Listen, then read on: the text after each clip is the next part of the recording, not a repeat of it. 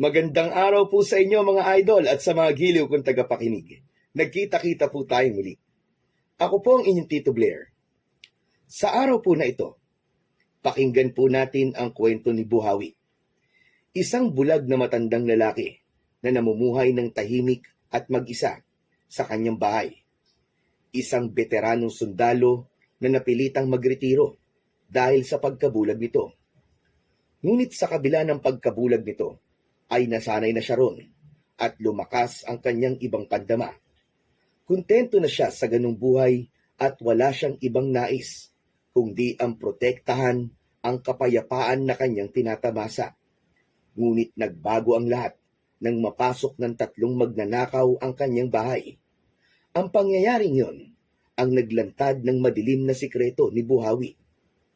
Ano nga ba ang lihim na tinatago ni Buhawi? At ano ang kaya niyang gawin upang protektahan ang kanyang sarili laban sa 3 magnanakaw na nanggulo sa tahimik niyang pamumuhay? Ngunit bago ang lahat mga idol, huwag po nating kalimutan mag-subscribe at i-hit ang notification bell sa aking YouTube channel na The Voice Addict para sa mas marami pang makapigil hiningang kwentong aswang at katatakutan mula sa mundo ng kababalagan. Umpisahan na po natin ang kwento. Aba, mukhang ang dami mong pinamili ngayon na. May okasyon ba? Abay Buhawi, sa pagkakaalam ko malayo pa ang kaarawan mo. Hindi ka pa ba sanay sa akin, Charito?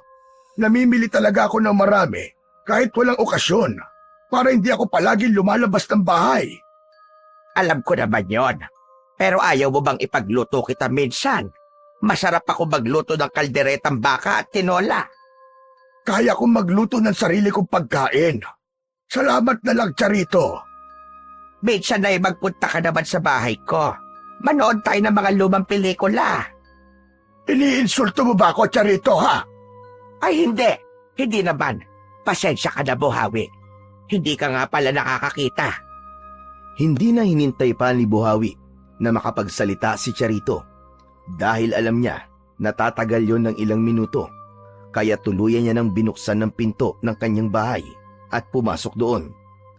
Agad niyang isinarado ang pinto at ang nakakabinging katahimikan ang sumalubong sa kanya. Sa isang tagong bahagi ng lungsod, nakatayo ang lumang bahay ni Buhawi. Napapalibutan yun ng matataas na punong kahoy at makakapal na halaman. Ang bahay ay hindi madaling makita mula sa kalsada dahil kailangan pang tahakin ang makitid na daan na puno ng damo at bato upang makarating doon. Malaki at may 2 palapag ang bahay ni Buhawi. Mag-isa lang siyang naninirahan sa bahay niya.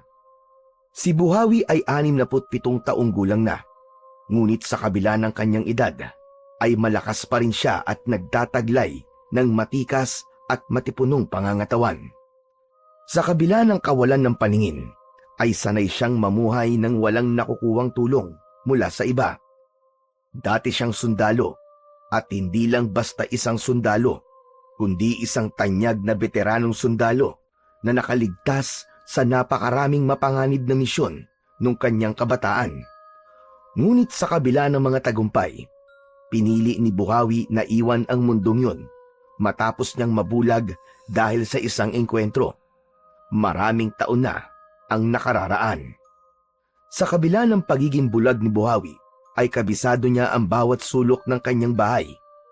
Mula sa sala, kusina, mga kwarto at iba pang bahagi ng bahay niya. Sa harapan ng bahay niya, makikita ang mas maliit na bahay ng kanyang kapitbahay na si Charito. Isang matanda na babae na halos kasing edad niya rin. Ang bahay ni Charito ay mas simple, ngunit malinis at maaliwalas. Si Charito ay kabaligtaran ni Buhawi. Makulit ito, palakaibigan, at palaging naghahanap ng makakausap. Madalas nitong kausapin si Buhawi at magtanong ng mga walang saysay na bagay. Ngunit si Buhawi ay nananatiling mailap. Sa tuwing tatawagin siya ni Charito, ay mas pinipili niyang manatili sa loob ng kanyang bahay.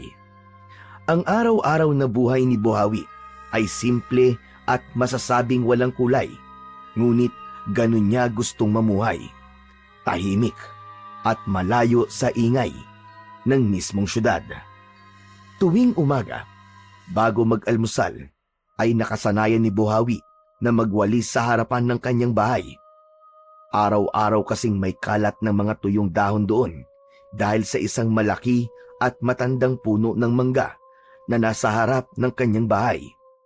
Kahit hindi niya nakikita ang paligid niya, nais pa rin niyang malinis ang kanyang kapaligiran. Gaya na lang ng umagang yon.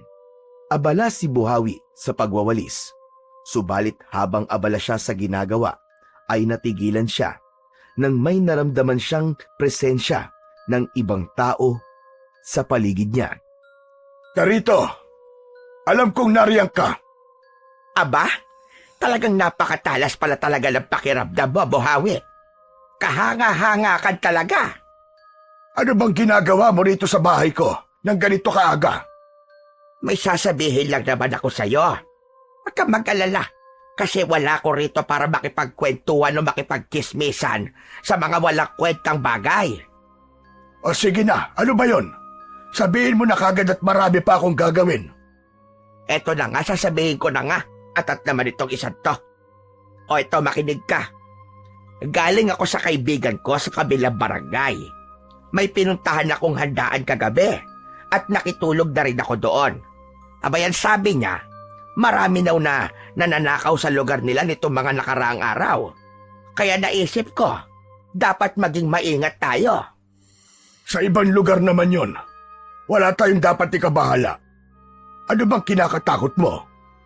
Kahit na, Buhawi, ang mga magnanakaw, kapag marami na silang nabibiktima sa isang lugar, abay, lumilipat ang mga damontres na yon. Hindi mo ba alam yon, Buhawi? Kung gano'n bakit mo alam? Dati ka ba magnanakaw, Charito? Kaya gano'n na lamang kung ikaw ay mag-isip. Ay hindi, no? Pambihira ka naman. Nais ko lang na magbigay ng paalala sa'yo. Lalo ka na. Mag-isa ka lang sa bahay mo. Subukan lang nilang pumasok dito. Kahit bulag ako, sigurado kong hindi na makakalabas ng buhay ang mga yon. Hindi hadlang ang pagiging bulag ko para ipagtanggol ko ang sarili ko. Aba, napakatapang mo nga talaga, Buhawi. Sa bagay, isa ka nga palang dating sundalo. Pero sana, hindi na umabot sa ganon. Maigi nang mag-ingat tayo at dadalawa lang tayo nandito sa lugar na ito. Hindi na sumagot si Buhawi. Itunuloy niya ang pagwawalis.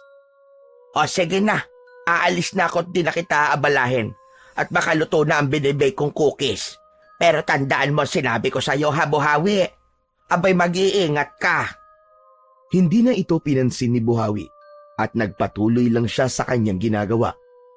Sa kabila ng sinabi ni Charito tungkol sa mga magnanakaw, kahit katiting na takot, ay walang naramdaman si Buhawi.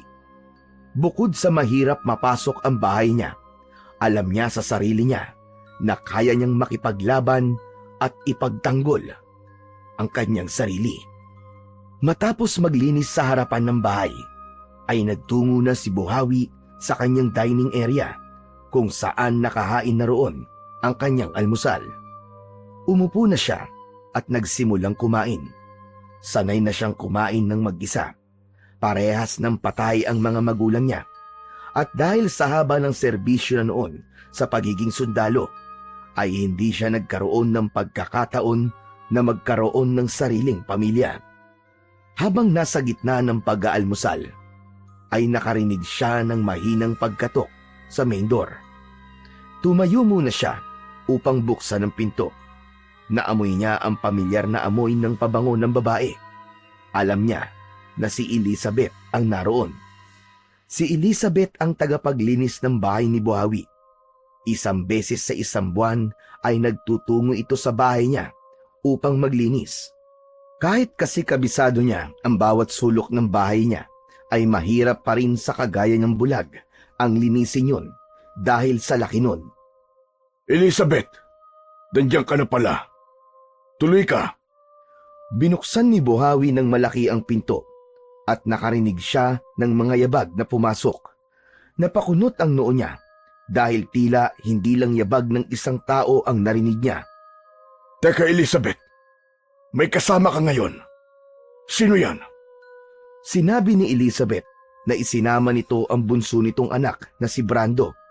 Ayon dito ay nagpresenta ang anak nito na tulungan ito sa paglilinis para mabilis siyang matapos. Humingi rin ito ng pasensya dahil hindi nito nasabi ang bagay na yon.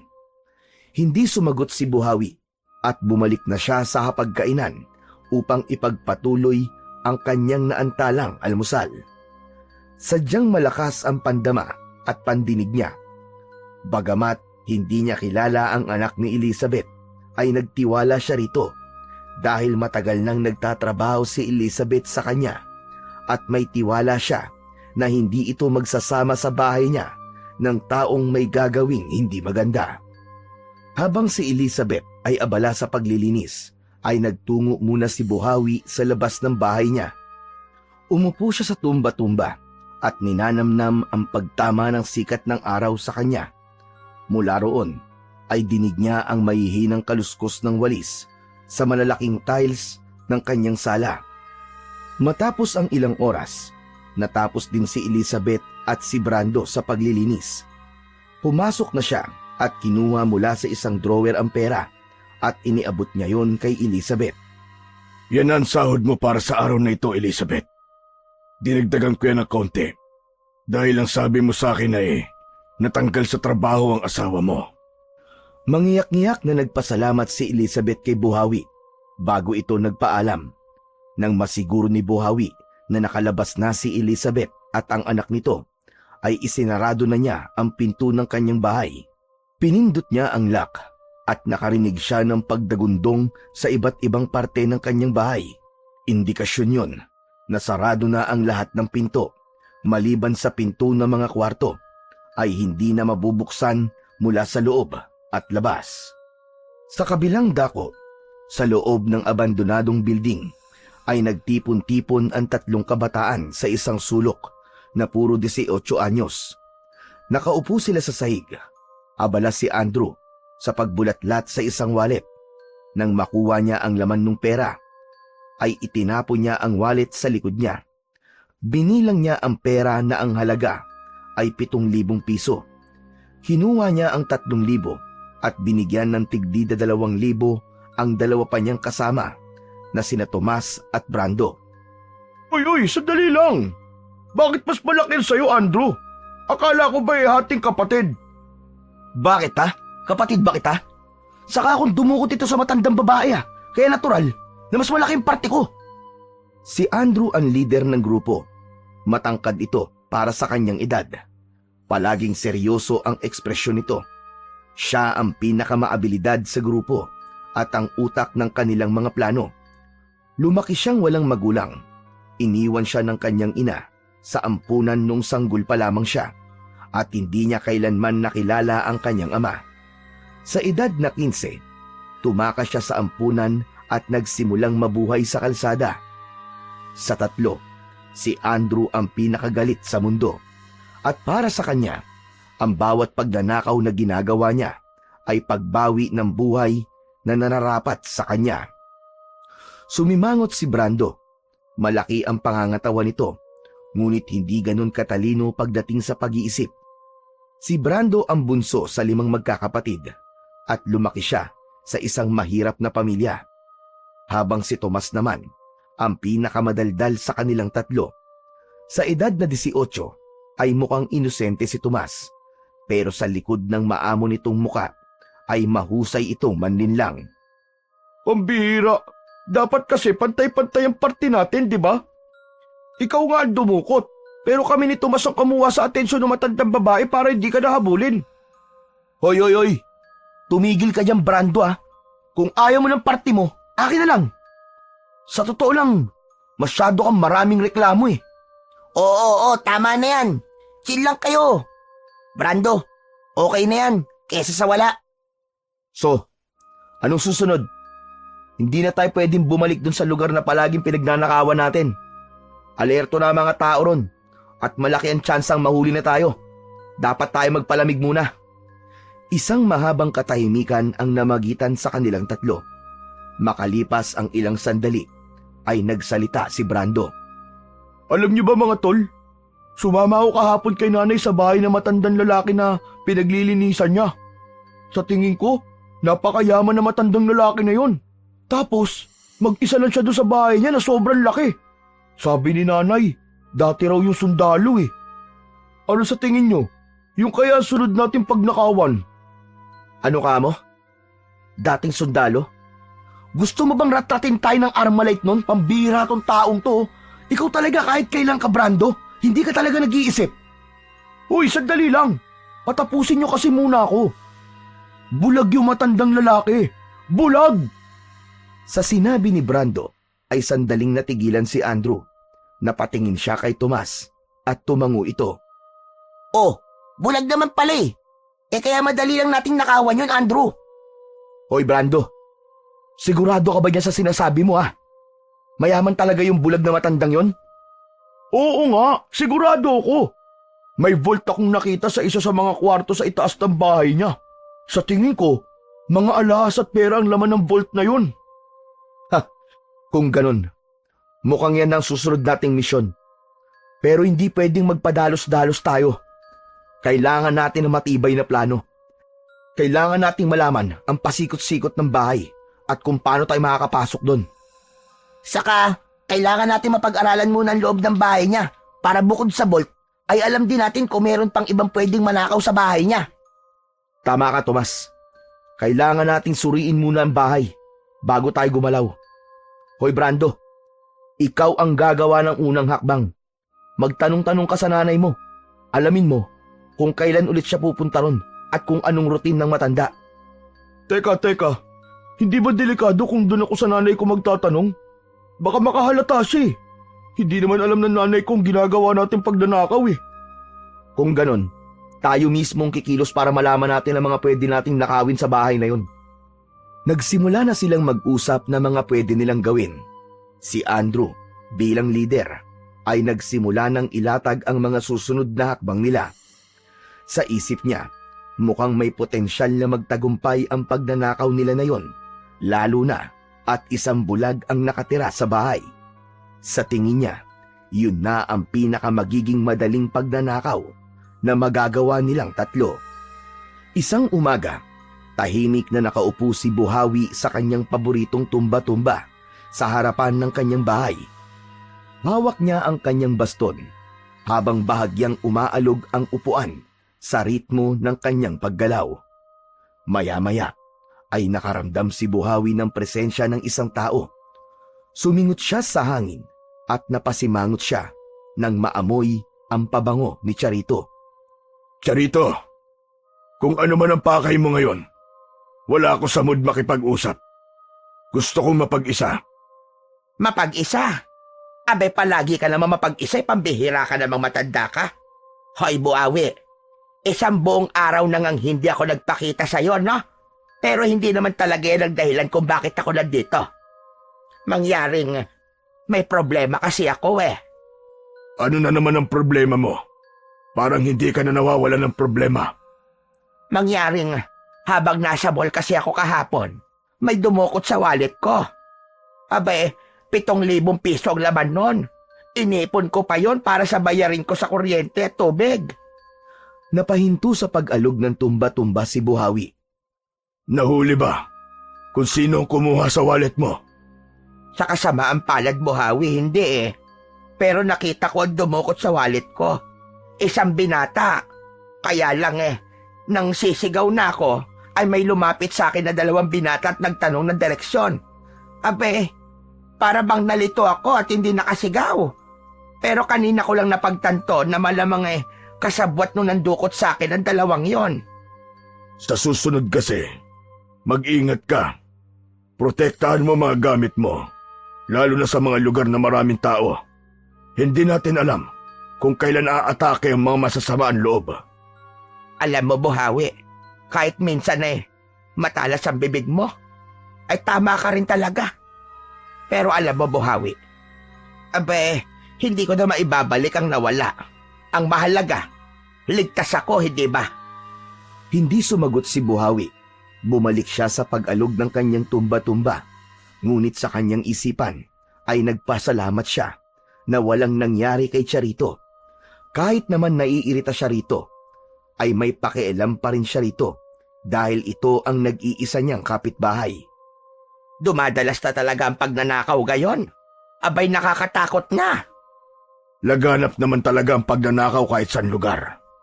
Malas lang talaga kapag ikaw ang naging biktima. Sige na, Charito. Makakaalis ka na. Gusto ko talaga mapag-isa. Abay, sandali lang naman, Buhawi. Hindi mo man lang ba ako i-comfort? Abay, bakit? Asawa ba kita? Wala akong oras sa kaartehan mo, Charito. Sige na, umuwi ka na sa bahay mo. At sukit naman ito. Hey! Matanda!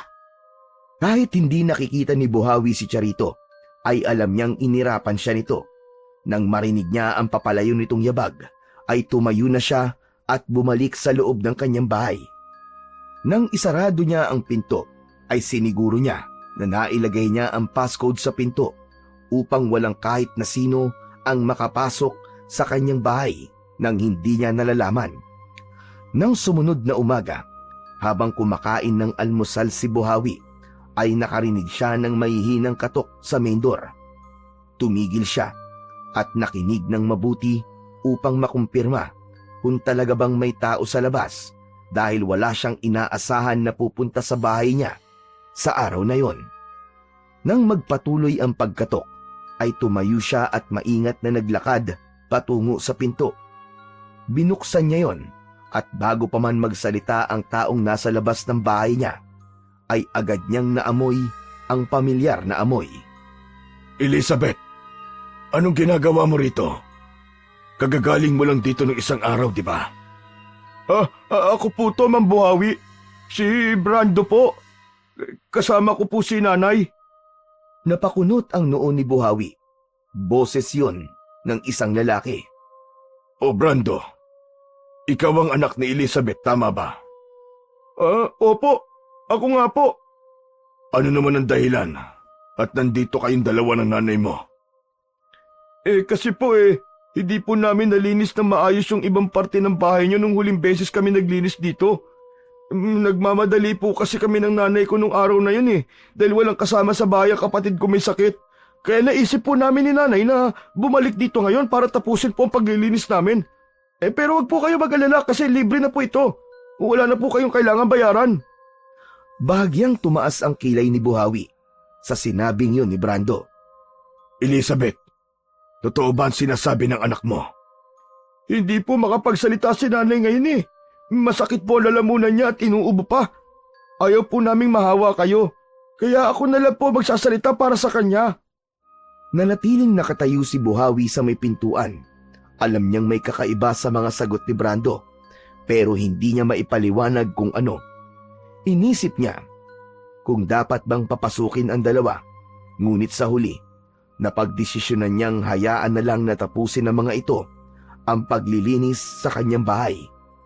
O sige, kung gusto niyo maglinis ulit, bahala kayo. Basta siguraduhin niyo maayos ang gagawin niyo ngayon. Ayoko ng paulit-ulit na trabaho.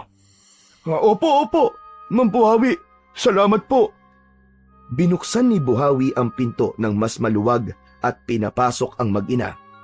Dahil alam ni Buhawi na kasama ni Brando si Elizabeth, ay hinayaan na lang niya na gawin ng dalawa ang dapat gawin ng mga ito. Bumalik siya sa dining area upang tapusin ang kanyang almusal. Hindi makapaniwala si Brando na magagawa nilang linlangin si Buhawi para makapasok sila ni Tomas sa bahay nito. Dahil nung unang beses na nakapunta siya sa bahay na yon, ay napansin niya na nakilala agad ni Buhawi ang nanay niya dahil sa pabango nito. Kaya pinagamit niya si Tomas ng pabango ng kanyang ina upang nang sa ganon ay mapagkamalan ni Buhawi na si Tomas ay ang nanay niya. Tahimik silang umikot ng bahay at inisa-isa ang mga silid. Napansin nila na karamihan ng mga gamit na naroon ay mabibigat.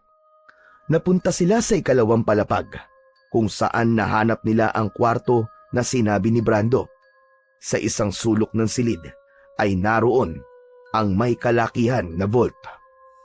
Ayun! Tama ka nga, Brando. May vault talaga dito. Lumapit si Tomas at tinapik ang vault. Napailing ito. Mukhang mabigat at matibay ito, pare. Pero kung tama ang hinala mo na may pera at alahas dito, abay jackpot tayo. Mukhang itong vault lang ito ang pwede natin mapakinabangan dito. Naglakad si Tomas papunta sa bintana ng silid at binuksan yon. Nagtatakang lumapit si Brando sa kaibigan.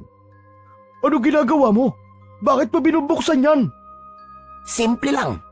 Dito tayo papasok mamayang gabi. Hindi ka talaga nag-iisip, Brando.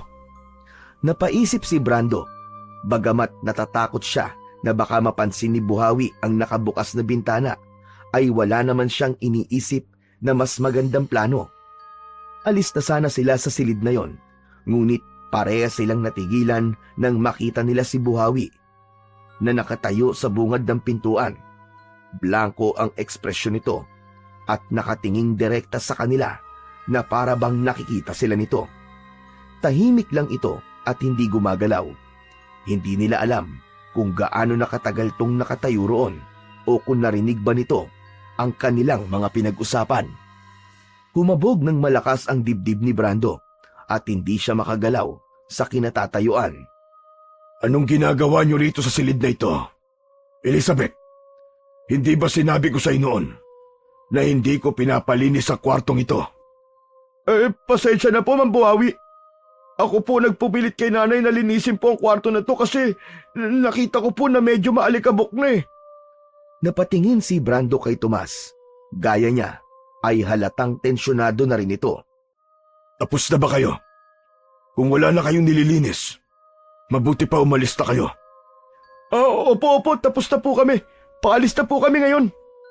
Hindi na hinintay pa ni Brando na magsalita pa si Buhawi. Hinila na niya si Tomas at mabilis silang lumabas ng silid na yon. Sa pagmamadali, muntik pang madapa si Tomas sa makitid na daan papunta sa hagdan. Si Brando naman ay pasulyap-sulyap sa likuran at siniguro niya na hindi sila sinusundan ni Buhawi.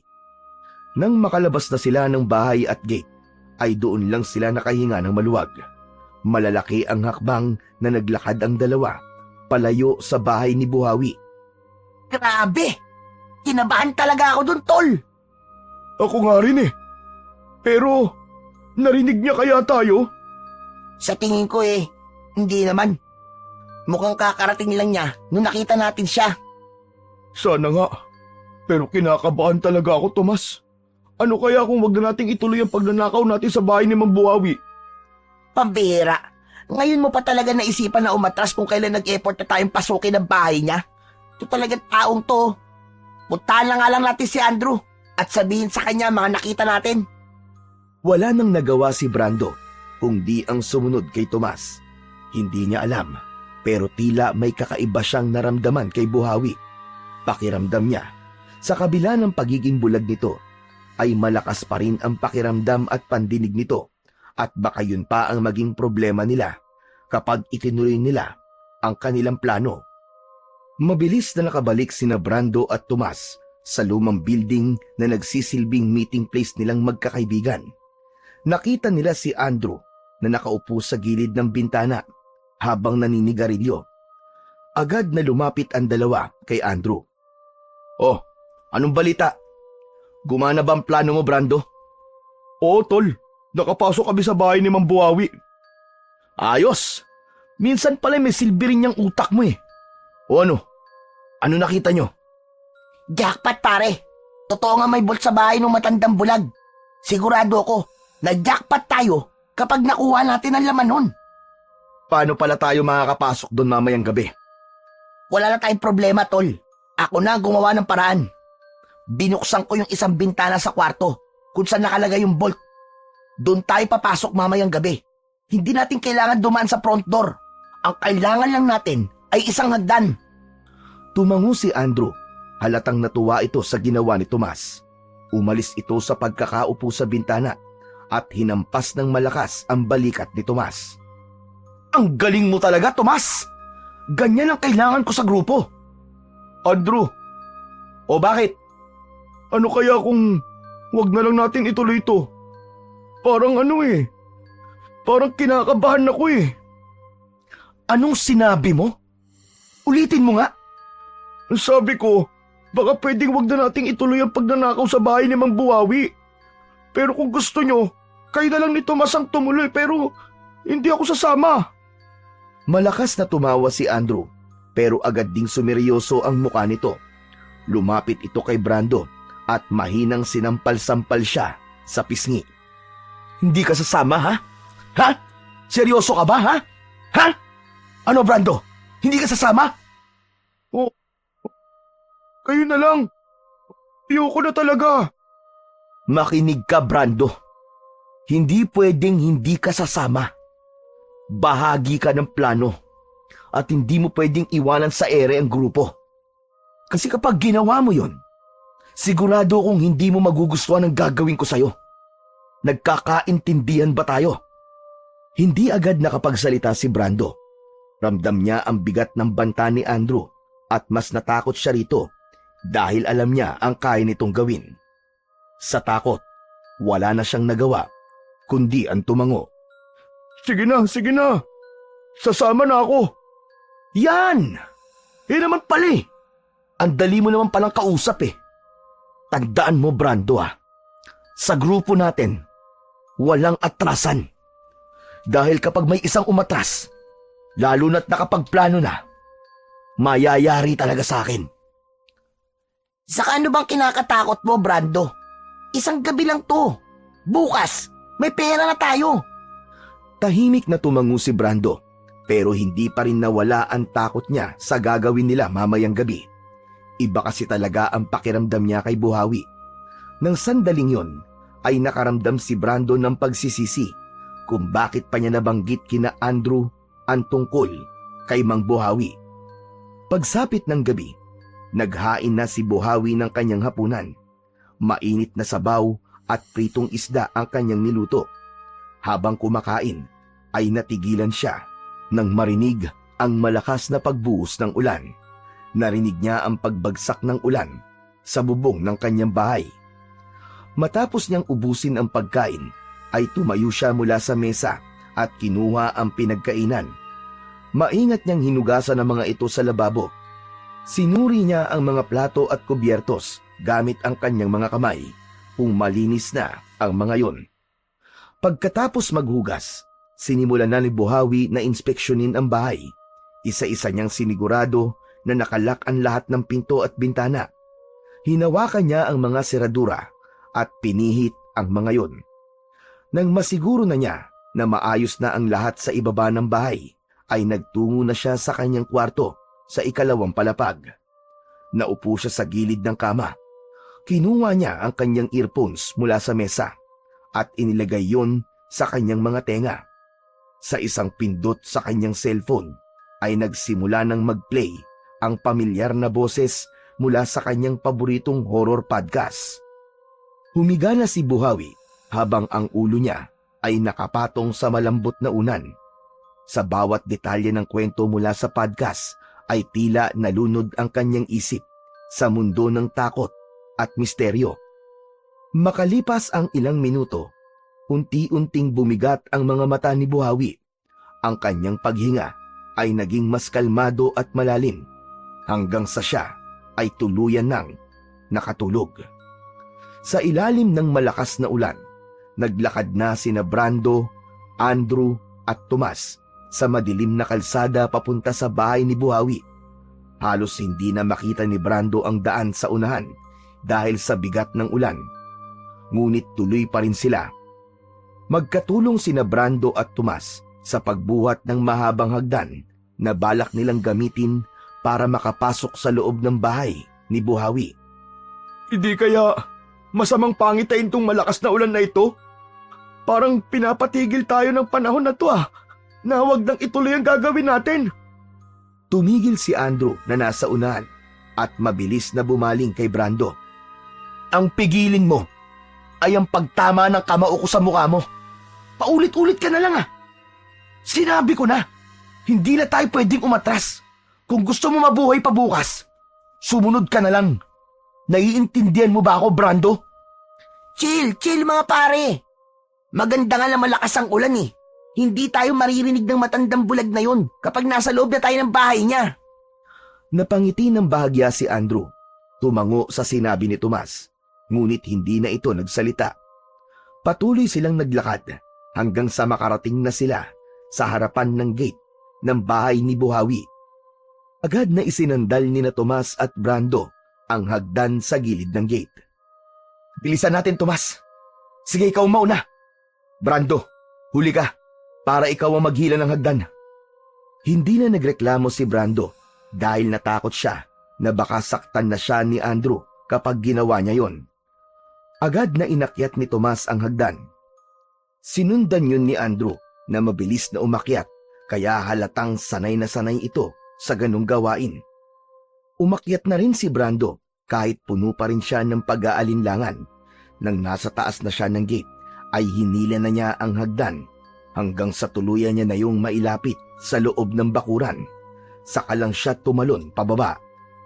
Muling binuhat ni na Brando at Tomas ang hagdan at nagsimulang maglakad paikot sa bahay. Tahimik nilang hinanap ang nakabukas na bintana gamit ang flashlight ni Tomas. Makalipas ang ilang minuto ay nakita na nila ang bintana na iniwang bukas ni Tomas kaninang umaga. Agad nilang isinandal ang hagdan sa tapat ng bintana. Si Tomas ulit ang naunang umakyat na sinundan naman ni Andrew. Si Brando, tulad ng kanina, ay huling umakyat sa hagdan. Pagdating niya sa loob ng bahay ay nakiramdam muna sila. Hindi na alis ang kaba at takot sa dibdib ni Brando. Maraming beses na silang pumasok sa mga bahay para magnakaw. Pero iba ang takot niya sa bahay ni Buhawi. Kahit pasabihin na nag-iisa at bulag ang matandang nakatira sa bahay na yon. Sa kalaliman ng gabi, habang patuloy ang pag-ulan sa labas, biglang nagising si Buhawi mula sa mahimbing niyang pagtulog. Isang kakaibang pakiramdam ang gumising sa kanya na parang may mali sa paligid. Tahimik niyang tinanggal ang earphone sa kanyang tenga at pinos ang horror na pinakikinggan. Napaupo siya sa gilid ng kama. Hindi siya gumalaw at pinakiramdaman niyang mabuti ang bawat tunog sa bahay. Maya-maya pa ay tumayo na si Buhawi at marahang lumabas ng kwarto. Malamig ang sahig sa ilalim ng kanyang paa at ang tunog ng ulan sa labas ng bahay ay mas naging malakas. Isa-isa niyang nilapitan ang mga pinto ng bawat silid sa ikalawang palapag.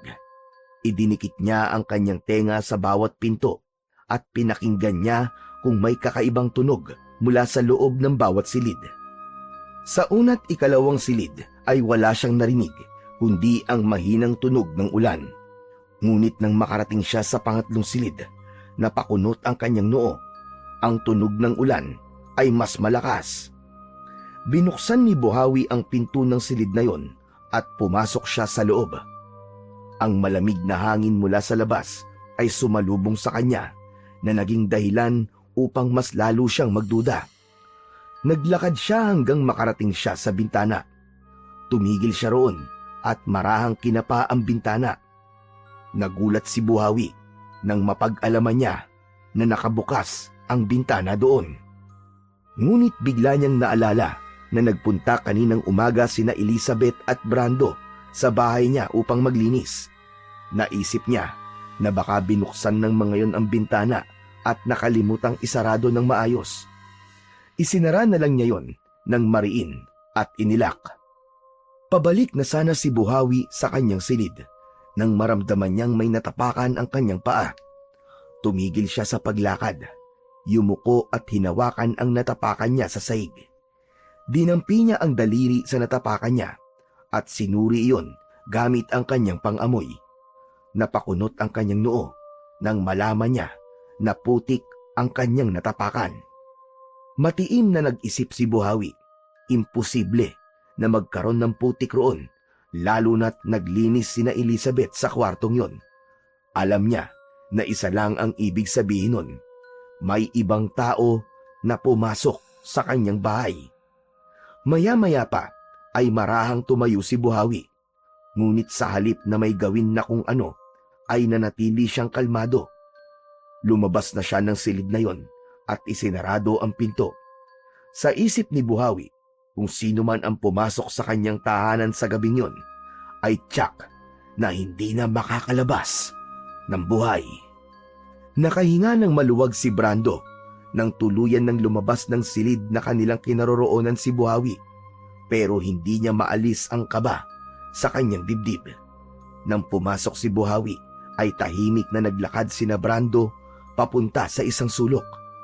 Sa kabila ng malamig na panahon, ay tagaktak ang pawis sa noon ni Brando.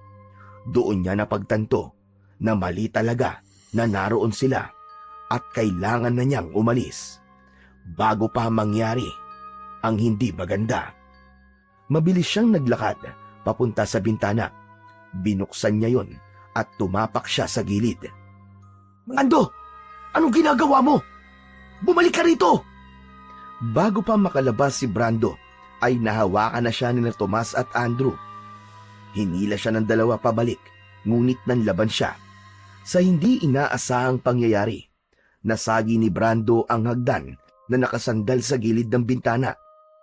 Nanlaki ang mga mata nila nang bumagsak ang hagdan sa lupa. Halos manginig si Brando habang nakatingin sa ibaba. Nang humarap siya sa dalawa, ay mas lalo siyang natakot nang may nakatutok ng baril sa kanya na hawak ni Andrew. "Ano bang iniisip mo, ha? Ang sabi ko, bawal ang umatras." "Seryoso ako, Brando. Kapag may ginawa ka na namang hindi ko gusto, bubutasin ko yung ulo mo nitong hawak ko." "Andrew, pasensya na. Natakot kasi ako eh. Ayoko nang gawin to. Ayoko na talaga. Huwag mo akong pabarilin, please." Andrew, tama na yan.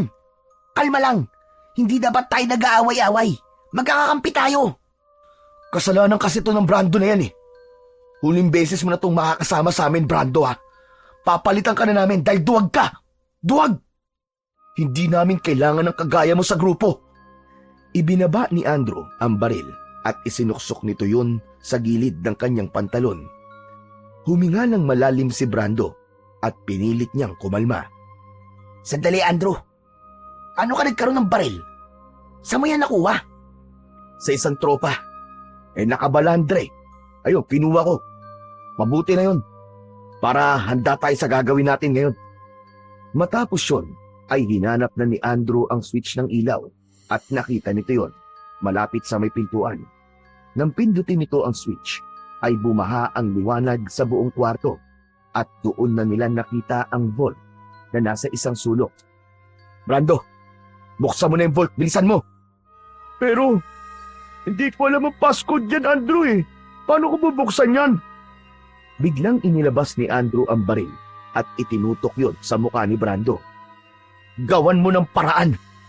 Ngayon na!" Wala nang nagawa si Brando, kundi ang sumunod. Lumapit siya sa vault at sinimulang hulaan ang passcode nun. Kung ano-anong number combination ang ginawa niya, pero wala sa mga yun ang nagpabukas sa vault. Hanggang sa pang-anim niyang kombinasyon, ay biglang tumunog ang malakas na alarm mula sa kung saan na bumalot sa buong bahay.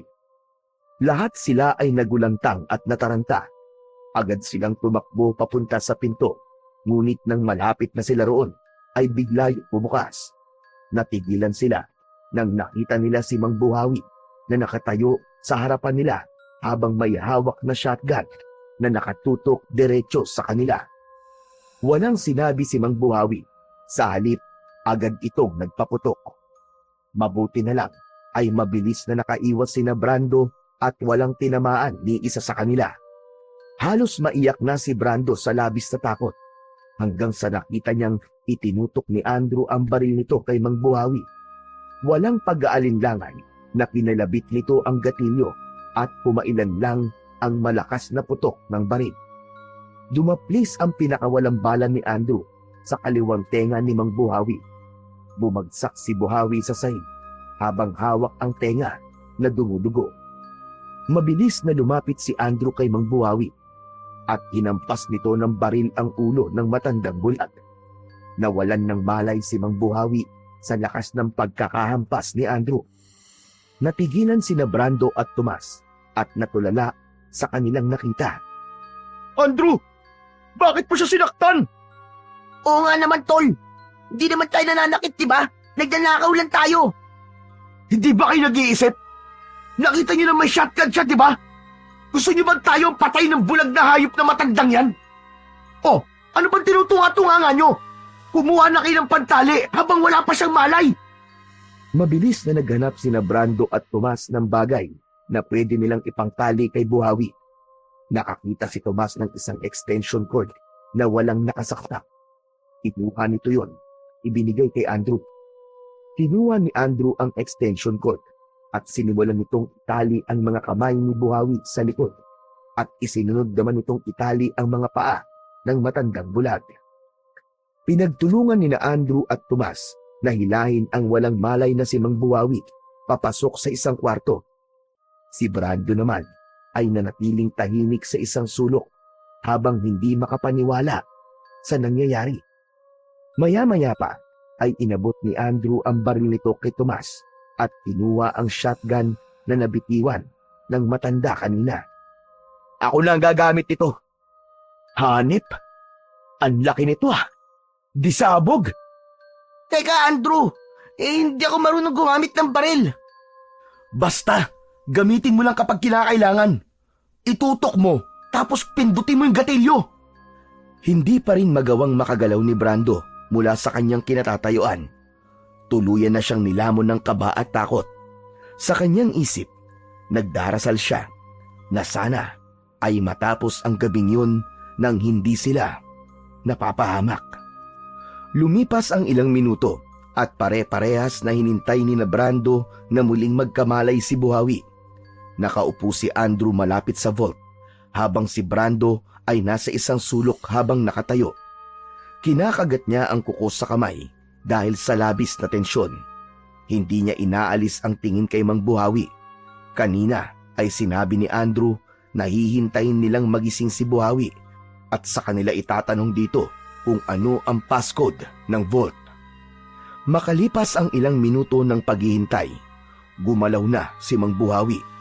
Dahan-dahang dumilat ang mga mata nito at isang mahinang ungol ang kumawala sa bibig nito.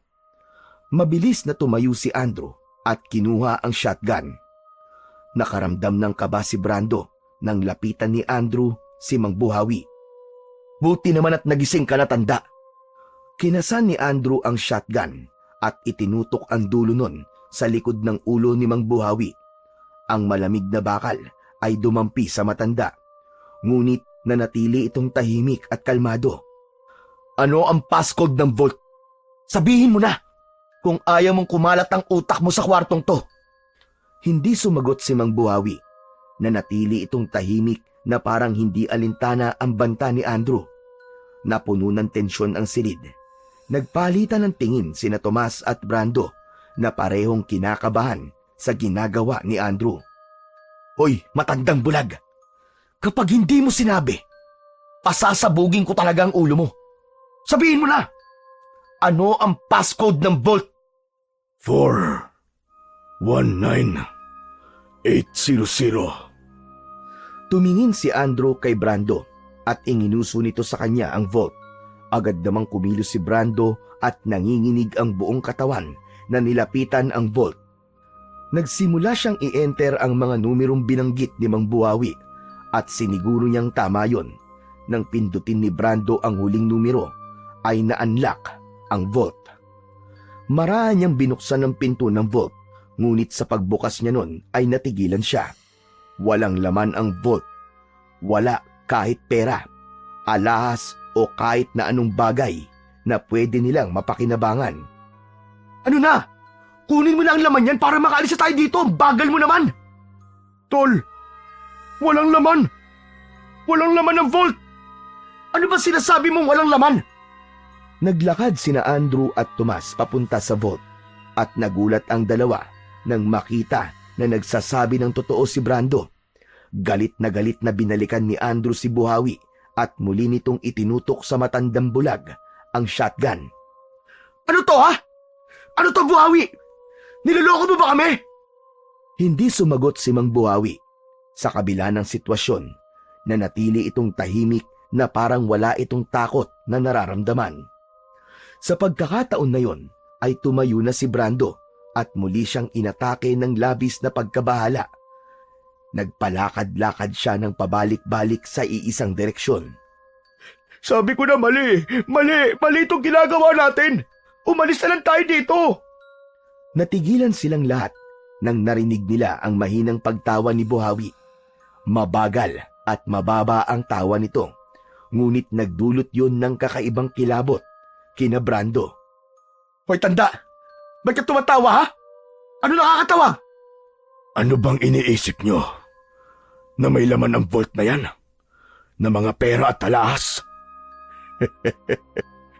Wala kayong makikita dyan. Kung wala dyan, nasaan ang pera mo? Nasaan ang mga alahas mo? Nasa bangko ang pera ko. Lahat ng alahas ko nasa isang storage unit na malayo rito. Wala kayong makukuha kahit piso sa bahay na ito. Napuno ng galit si Andrew sa narinig. Alam ni Brando na ubos na ang pasensya nito at sa isang iglap, itinaas nitong muli ang shotgun at itinutok kay Mang Buhawi. Naramdaman ni Brando na handa na talagang patayin ni Andrew si Mang Buhawi, kaya mabilis siyang tumakbo palapit kay Andrew. Sandali, tol! Huwag mo siyang barilin! At bakit hindi ha? Wala siyang pakinabang. Nagsayang lang tayo ng pagod at oras sa bahay na to. Baka nagsisinungaling lang siya, tol. Baka meron pang ibang gamit o pera dito sa bahay. Kung papatayin mo siya, mas lalo na magiging komplikado ang sitwasyon natin eh. Huminga ng malalim si Andrew. Matiim itong nakatitig kay Brando ng ilang segundo bago tuluyang ibinaba ang hawak nitong shotgun. Ngunit halata pa rin ang galit sa mukha nito. Sige, pero bantayan niyo muna ang matandang yan ha. Gagamit lang ako ng banyo, pero babalik agad ako. Tumango si Tomas habang si Brando naman ay napabuntong hininga. Sa paglabas ni Andrew ng kwartong yon ay tumahimik na roon. Hindi makatingin ng diretso si Brando kay Mang Buhawi kahit alam niya na hindi siya nito makikita. Maya-maya ay binasag ni Mang Buhawi ang katahimikan. Ikaw, bata, sa tingin mo ba ay matutuwa ang nanay mo sa ginawa mo ngayon? Anong ibig mo sabihin? Paano mo? Naputol ang tanong ni Brando nang muli siyang tawagin ni Buhawi. Sa pagkakataong ito ay mas matigas at mas direkta. Akala mo ba ay hindi kita makikilala, Brando? Kilala ko ang boses mo. Ngayon ko lang napagtanto. Hindi si Elizabeth ang kasama mo kaninang umaga nang pumunta kayo rito. Hindi Brando ang pangalan ko. Nagkakamali ka. Madali akong makatanda ng boses, Brando. Alam kong ikaw yan. Biglang nanlamig si Brando. Napatingin siya kay Tomas habang namumutla ang buo niyang pagmumuka. Lumapit siya kay Tomas. Anong gagawin natin? Nakilala niya ako. Alam niya kung sino ako. Chill ka lang. Relax lang, pare. Hindi pwede mag-chill-chill lang ako. Kilala niya ako, tol. Kilala niya ako. Relax ka nga lang. Hintayin natin si Andrew na bumalik. Sigurado ako na meron siyang plano para sa problema mo. Tumango si Brando at umasa siya na merong magandang plano na maiisip si Andrew.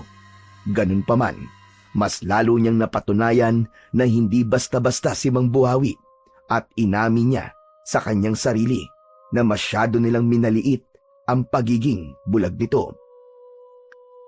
Alam niyo ba, nagkamali kayo ng bahay na pinasok. Biglang napalunok si Brando sa sinabing yon ni Mang Buhawi. Maikli lang yon, pero nagdulot yon ng matinding kilabot sa buo niyang katawan. Hanggang sa nakita nila ang isang bagay na hindi ka panipaniwala. Ang anyo ni Buhawi ay unti-unting nagbago. Nagbago ang kulay ng balat nito. Ang katawan nito ay bahagyang naging mas malaki. Naging mahaba at matutulis ang mga kuko nito. At ang mukha nito ay naging parang sa isang napakabangis na halimaw. Napaatras sina Brando at Tomas nang mapagtanto nila na si Mang Buhawi pala ay isang aswang. Pakiramdam nila ay tumigil ang mundo nila ng mga sandaling yon. Mas lalo pa silang natakot nang walang kahirap-hirap na nakawala si Mang Buhawi mula sa pagkakatali nito. Biglang sumugod si Mang Buhawi sa kanila na para bang alam nito kung saan sila nakatayo. Napasigaw si Tomas at mabilis nitong pinaputukan ng baril si Mang Buhawi. Ngunit mabilis si Mang Buhawi. Tumalon ito ng mataas at mabilis na nakaiwas sa bala. Ang lakas ng ingay ng putok ng baril ay yumanig sa buong kabahayan. Bago pa man makapagpaputok ulit si Tomas, mabilis na lumabas ng kwarto si Buhawi. Saglit na nanatiling tahimik ang dalawa at pareho silang hindi makapaniwala sa kanilang nakita. Halos mapayakap naman sina Brando at Tomas sa isa't isa sa gulat nang pumasok si Andrew at malalaki ang hakbang na lumapit sa kanilang dalawa. Bakit kayo nagpaputok ng baril? Oh, nasan yung matandang yun? Hindi ba sabi ko'y bantayan nyo? Bakit yung pinakawalan? Andrew, hindi ka maniniwala sa sasabihin namin. Pero si Mang Buhawi, aswang siya. Isa siyang aswang. Bigla siya naging aswang at tumakas siya. Niloloko mo ba ako, ha? Anong aswang? Ano ka, bata? Hoy, Tomas, nasan yung matandang yon? Totoo sinasabi ni Brando, Andrew. Naging aswang yung matandang bulag. Tigilan niyo nga ako sa mga aswang-aswang na yan. Akala niyo ba maniniwala ako sa kwento niyo? Aswang? Ano to? Kwentong katatakutan? Tigilan niyo ako dahil kapag nabisit ako sa inyo, babariling ko kayo. Andrew, hindi mo naiintindihan eh. Maniwala ka sa amin. Kailangan na nating umalis dito bago pa tayo patay na matandang aswang na yon. Nakita namin, hindi siya tao. Aswang siya. Aswang! Tumigil ka, Brando, ha? Kanina pa ako napipikon sa'yo. Hindi tayo aalis dito nang walang nakukuha. Hindi ako papayag na mapupunta sa wala lahat ng pagod natin para makapasok sa bahay na to. Kung ayaw mo umalis, ikaw na lang ang maiwan dito. Hindi ko na talaga kaya. Kung hindi mo kami papayagang umalis, bahala ka na sa buhay mo. Tama si Brando. Aalis na rin ako. Bahala ka na rito, tol. Kung gusto mong pakamatay. Wala na akong pakialam kahit na magalit ka pa. Ngunit bago pa man makakilos sina Brando, ay biglang kinuha ni Andrew ang baril mula kay Tomas at itinutok ang shotgun sa kanilang dalawa. Kapwa natigilan sina Brando at Tomas. Andrew! Tol! Wala namang ganyanan, ibaba mo ang baril. Magkakaibigan tayo. Huwag niyo akong subukan. Kayang-kaya ko kayong patayin at wala akong pakialam kung matagal na tayo magkakasama at magkakaibigan. Kapag hindi kayo sumunod sa gusto ko, hindi ako magdadalawang isip na tapusin ang mga buhay niyo. Bakit ba ayaw mo makinig sa amin? Aswang si Mang Buhawi, tol. Papatayin niya tayo dito. Aswangin niyo ang mukha niyo. Basta hindi tayo aalis nang wala tayong nakukuha. Hahanapin natin si Mang Buhawi. Sigurado ako nandito pa siya sa loob ng bahay. Alam ko may tinatago siya rito na mapapakinabangan natin. At hindi tayo titigil hanggat hindi natin nakukuha ang pakay natin dito. Napatingin si Brando kay Tomas. Pareho silang takot at walang magawa. Ramdam ni Brando na hindi nagbibiro si Andrew na handa sila nitong patayin sa sandaling suway nila. Kaya naisip niya na wala na silang ibang pagpipilian kundi ang sumunod. Okay, sige na. Susunod na kami sa'yo. Pero please lang, huwag mo nang itutok sa amin ang shotgun. Susundin na lang namin ang gusto mo. Yan! Ganyan! Susunod din naman pala kayo eh. Ang dami nyo pang drama. O sige ngayon, hanapin na natin si Mang Buhawi. Wala nang nagawa sina Brando at Tomas, kundi sumunod sa kanilang lider na si Andrew. Bakas sa mukha nila ang takot at pagsisisi sa pagpasok nila sa bahay ni Mang Buhawi. Ngunit alam nilang wala na silang ibang magagawa pa, kundi ang sumunod sa lahat ng gusto ni Andrew dahil tila hawak na rin ito ang kanilang mga buhay. Agad na nagsimula ang tatlo sa paghahanap kay Mang Buhawi. Isa-isa nilang binuksan ng mga ilaw sa loob ng bahay upang mas madali nila itong mahahanap. Pagdating nila sa sala ay huminto muna sila at luminga sa paligid. Hindi magawang alisin ni Brando sa isip niya ang nakakatakot na itsura ni Mang Buhawi nang mag-anyong aswang yon kanina. Andrew, mukhang hindi na natin siya mahahanap. Umalis na lang tayo. Tumahimik ka, Brando ha. Hahanapin natin siya. Tigilan mo nga yung kaartehan mo. Ngunit bago pa sila nakagalaw muli, biglang namatay ang lahat ng ilaw sa buong bahay. Binalot ng kadiliman ang kanilang paligid. Natigilan ang tatlo at pare-pareho silang hindi gumalaw habang pinakikiramdaman ang kapaligiran. Napaatras si Brando nang mula sa kung saan ay narinig nila ang isang malalim at malakas na pag-angil na parang nagmula sa isang mabangis na hayop. Narinig mo yun, Andrew? Si Mang Buhawi yun. Sinabi na namin sa'yo na aswang siya eh. Tumahimik ka! Kapag hindi ako nakapagpigil, shotgunning ko yung bunganga mo! Nagulantang sina Brando at Andrew nang tila may kung sino ang humila kay Tomas. Maya-maya ay narinig na nila ang malakas na paghingi ng tulong ni Tomas at ang pagpalahaw nito na para bang may kung anong hindi magandang nangyayari dito. Napalingon sina Brando at Andrew sa direksyon ng sigaw ni Tomas. Mabilis na tumakbo si Andrew papunta roon. Ngunit bago pa nito malapitan si Tomas, ay tumigil na ang sigaw nito. Tila nilamon ng dilim ang lahat ng tunog at iniwang tahimik ang buong kabahayan. Tomas? Tomas, ano nangyayari? Sumagot ka, Tomas! Ngunit wala silang nakuwang sagot mula kay Tomas. Maya-maya, bumalik na ang ilaw. Mabilis na bumaha ang liwanag sa buong kabahayan. Napatingin sina Brando at Andrew sa kinaroroonan ni Tomas at doon nila nakita ang bangkay nito na nakahandusay sa sahig. Ang katawan ni Tomas ay wala ng buhay. Wakwak ang tiyan nito. Ang mga lamang loob ay nagkalat sa paligid. Puno ng malalalim na kalmot at kagat ang iba't ibang bahagi ng katawan nito na animoy nilapa ito ng mabangis na hayop. Ang mga mata ni Tomas ay nakabukas ng malaki. Diyos ko! Si Tomas, patay na siya! Ayoko na! Alis na ako dito! Ayoko pa mamatay, Andrew! Doon na tuluyang nilukob ng labis na takot si Brando. Natataranta siyang tumakbo papunta sa main door. Pilit niyang binuksan ang pinto. Ngunit kahit na anong gawin niya, ay hindi niya yun nagawang buksan. Maging ang mga bintana ay ganun din. Parang lahat ng daanan palabas ng bahay ay sinadyang isara. Hindi na tayo makakalabas dito ng buhay! Mamamatay na tayo dito, Andrew! Mamamatay na tayo dito! Mabilis na lumapit si Andrew kay Brando at binigwasan siya nito ng malakas na suntok sa muka. Bumagsak si Brando sa sahig at hinawakan niya ang dumudugong nguso. Nagtataka siyang napatingin kay Andrew habang unti-unti siyang tumayo. Ang ingay mo! Kumalma ka nga, Brando! Para ang babaeng putak ng putak! Paano ka ako kakalma? Sabihin mo nga! Paano ako kakalma, Andrew? Patay na si Tomas! Patay na siya! Wala na siya! Sinabi ko naman sa'yo, totoong aswang si Mang Buhawi! Siya ang pumatay kay Tomas! Kailangan na nating umalis dito, Andrew! Kung hindi, magagaya tayo kay Tomas! Hindi tayo aalis dito. Kung si Mang Buhawi nga ang pumatay kay Tomas, hindi pwedeng hindi tayo makaganti.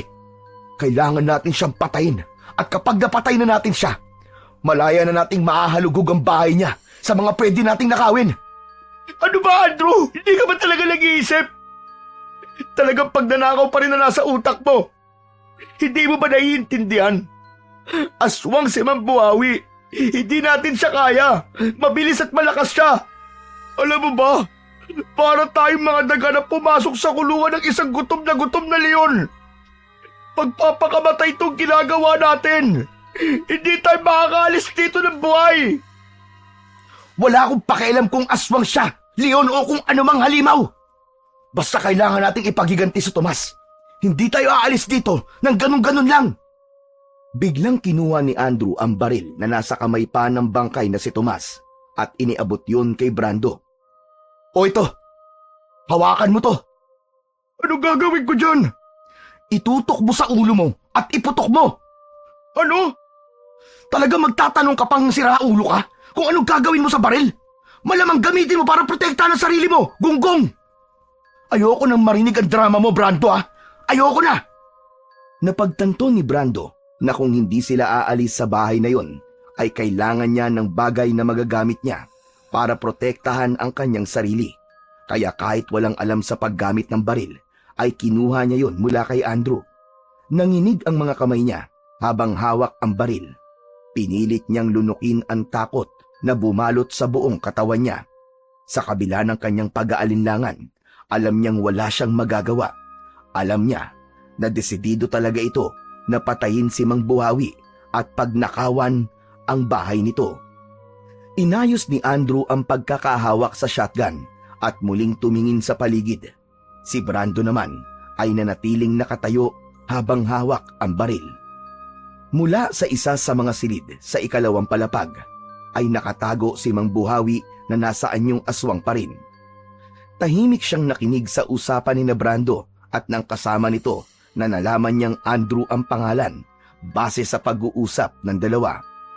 Ang kaba at takot sa boses ni Brando at Andrew ay nagbigay sa kanya ng kakaibang kasiyahan. Hindi napigilan ni Mang Buhawi ang mapangiti ng malaki. Matagal na siyang hindi pumapatay ng tao bilang aswang. Matagal na niyang kinalimutan yun at gusto niyang mamuhay na lamang ng tahimik. Malayo sa ingay ng mundo at higit sa lahat, malayo sa pagpatay.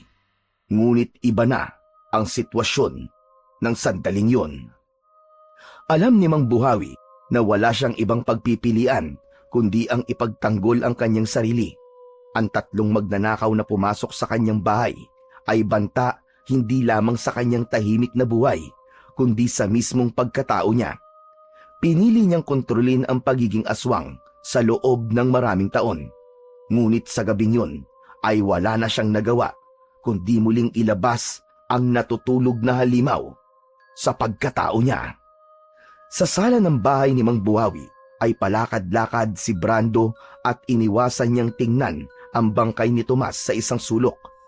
Napahinto siya sa paglalakad nang may maramdaman siyang kakaiba sa paligid. Pakiramdam niya ay merong nagmamasid sa kanila ni Andrew. Tumingala si Brando at nanlaki ang kanyang mga mata sa takot nang makita niya ang aswang na nakatayo sa balcony.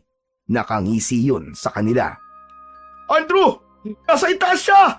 Ang aswang! Mabilis na bumaling si Andrew sa itaas at nang makita nito ang aswang, ay agad nitong itinutok doon ang shotgun at nagpakawala ng isang putok. Ngunit napakabilis ni Mang Buhawi na iwasan nito ang bala. Tumalon ito mula sa balcony at bumagsak sa hagdanan. Mabagal na humakbang pababa ang aswang at dinig nila ang bigat ng mga paa nito. Mabuti siguro. Natitirin niyo ang bala niyo. Kahit bulag ako, hindi niyo ako matatamaan yan. Walang yakang aswang ka! Pinatay mo si Tomas! Wala kang karapatang gawin yun, hayop ka! Walang karapatan? Bakit kayo? May karapatan ba kayong pumasok sa isang bahay na hindi naman sa inyo? Ayokong pumatay, pero pinilit niyo ako. Pinilit niyo akong gawin ito. At anong gusto niyong gawin ko? Dapat ba na habang ninanakawan niyo ang bahay ko, ay wala lang akong gagawin? Nahayaan ko kayong pumasok at magnakaw? At tumakas na parang walang nangyari, ganun ba? Muli, ngumisi si Buhawi at ang anyo nito ay mas lalo lamang naging nakakatakot. Sisiguraduhin ko na hindi kayo makakalabas ng buhay dito. Susunod na kayo sa kasama nyo at magkikita-kita na lamang kayo sa impyerno. Hindi na napigilan pa ni Brando ang mapaiyak at mapahagulgol dahil sa pakiramdam niya ay katapusan niya na ng gabing yun. Napaluhod siya at hindi siya nagdalawang isip na magmakaawa habang nakatingin kay Mang Buhawi. Parang awa niyo na po. Hayaan niyo na po kami makaalis. Nangangako po kami na hindi namin sasabihin sa kahit na kanino tungkol sa inyo. Hindi namin ipapakalat na isa kayong aswang. Hayaan niyo lang po kami makalabas ng buhay rito. Brando, ano bang ginagawa mo? Tumayo ka nga dyan! Huli na, para magmakaawa ka. Buo na ang desisyon kong patayin kayong dalawa. Kung ayaw niyong magtagumpay ako, gawin niyo ang lahat para patayin ako. Pero sa tingin ko, ay hindi yun mangyayari. Nang marating na ni Mang Buhawi ang huling baitang, ay bigla itong sumugod kina Andrew at Brando. Mabilis na kumilos si Andrew. Gamit ang dulo ng shotgun, ay binigwasan nito si Buhawi sa muka. Tumama ang dulo ng baril sa panga ng aswang, dahilan upang mapaatras ito ng bahagya. Ano ha? Akala mo hindi kita kaya? Agad na itinaas ni Andrew ang shotgun at pinaputukan si Mang Buhawi. Ngunit sa bilis ng paggalaw ni Mang Buhawi ay naiwasan na naman ito ang bala na tumama lamang sa dingding. Mula sa kung saan ay biglang sinunggaban ni Buhawi si Andrew. Bumagsak ang dalawa sa sahig habang nasa ibabaw ni Andrew ang aswang. Nang sasakmalin na ni Buhawi si Andrew ay mabilis na iniharang ni Andrew ang shotgun ng pahalang. Ang matutulis na pangil ni Mang Buhawi ay kumalang sa baril. Nagpumiglas si Andrew habang nakikipagpambuno sa halimaw, at habang nangyayari yon ay nakatulala lang si Brando at hindi alam ang gagawin. Brando! Tulungan mo ako! Huwag kang basta tumayo lang dyan! Dahil sa sigaw ni Andrew ay tila nagising si Brando mula sa kanyang pagkakatulala. Mabilis niyang itinaas ang baril at itinutok yon kay Mang Buhawi na abala pa rin sa pagpilit na masakmal si Andrew. Nanginig ang kanyang mga kamay habang hawak ang baril na nakatutok kay Mang Buhawi. Ngunit bago pa maiputok ni Brando ang baril ay biglang nawala si Mang Buhawi. Sa isang kisap mata ay parang naglaho ito sa hangin. Tumayo si Andrew habang habol ang paghinga. Napatingin silang dalawa sa paligid, ngunit walang kahit na anong palatandaan kung nasaan si Mang Buhawi. Nasaan siya? Nasaan ang hayop na yun? Hindi ko alam. Ang bilis niyang nawala. Napakabagal mo kasi. Hindi ka talaga maaasahan. Mas mabuti pang ikaw na lang sana naunang namatay kaysa kay Tomas. Wala kang pakinabang. Sa gitna ng kanilang pag-uusap ay biglang namatay ang ilaw sa buong bahay. Isang nakakabinging katahimikan ang lumukob sa kanila. Andrew, ano gagawin natin? Kapag ganitong madilim, mas lalo tayong dehado dahil sanay sa kadiliman si Mang Buhawi dahil pulag siya. Tapos, kabisado pa niya tong buong bahay niya. Kaya nga may baril tayo, di ba? Gamitin mo yan. At wag lang ang baril ang gamitin mo, kundi pati utak mo, gunggong. Sa kabila ng takot ay mas mahigpit na hinawakan ni Brando ang baril dahil alam niya na wala siyang ibang magagamit upang ipagtanggol ang kanyang sarili kundi yun lang. Sa sandaling yun ay mas lalong naramdaman ni Andrew ang bigat ng sitwasyon na kinakasadlakan nila. Huminga siya ng malalim at pilit na pinigilan ang takot na unti-unting lumalamon sa kanya. Ayaw niyang maramdaman ni Brando na natatakot siya. Kahit alam niya na mas tama na umalis na sila sa bahay ni Mang Buhawi, ay ang pride at ego niya ang pumipigil sa kanya. Sa grupo nila, siya ang leader, ang laging walang inaatrasan. Kaya kahit na aswang na ang kalaban nila at nasa mismong bahay pa sila nito, ay nais pa rin niyang patunayan na wala siyang kinatatakutan. Kinumbinsi na lang ni Andrew ang sarili na mas lamang sila kay Mang Buhawi dahil bulag ito. Ngunit nang biglang namatay ang ilaw, napagtanto niya ang isang mapait na katotohanan. Sa dilim na yon, para na rin silang bulag tulad ni Mang Buhawi. Ando, kailangan natin maghiwalay. Ano sabi mo? Maghiwalay? Hindi, Andrew, ayoko, hindi ko kaya. Mas mabuti kung magkasama tayo. Hindi ka ba nag-iisip? Tanga mo talaga. Paano natin mahahanap ang matandang aswang na yon kung magkasama tayo? Mas mabilis natin siya matutunton kung maghihiwalay tayo. Ikaw sa baba, ako sa taas. Hindi, Andrew, ayoko. Hindi ko kaya mag-isa. Mas mabuti kung magkasama tayo, natatakot ako eh. Kahit ngayon lang, Brando. Kahit sa pagkakataon lang na to, ay magpakita ka naman ng kahit konting tapang. Lagi ka na lang takot. Lagi ka na lang umaatras. Kung gusto mo mabuhay, Sumunod ka na lang sa sinasabi ko! Hindi na nagsalita si Brando sa sinabi ni Andrew. Alam ni Andrew na tinamaan ito sa mga sinabi niya. Huminga ng malalim si Andrew at tumalikod na kay Brando. Inisip niya na kontrolado pa rin niya ang sitwasyon kahit sa loob niya ay ramdam niya ang matinding kaba. Maraan at pakapaka pa siyang naglakad papunta sa hagdan. Sa wakas, naramdaman na ni Andrew ang unang baitang ng hagdan gamit ang kanyang sapatos. Dahan-dahan niyang iniangat yun. Mahigpit ang hawak niya sa shotgun habang ang pawis ay tumutulo sa kanyang noo. Maraan ang bawat hakbang ni Andrew habang inaakyat niya ang hagdan. Pagdating niya sa itaas, hinanap niya ang mga switch ng ilaw gamit ang kanyang kamay.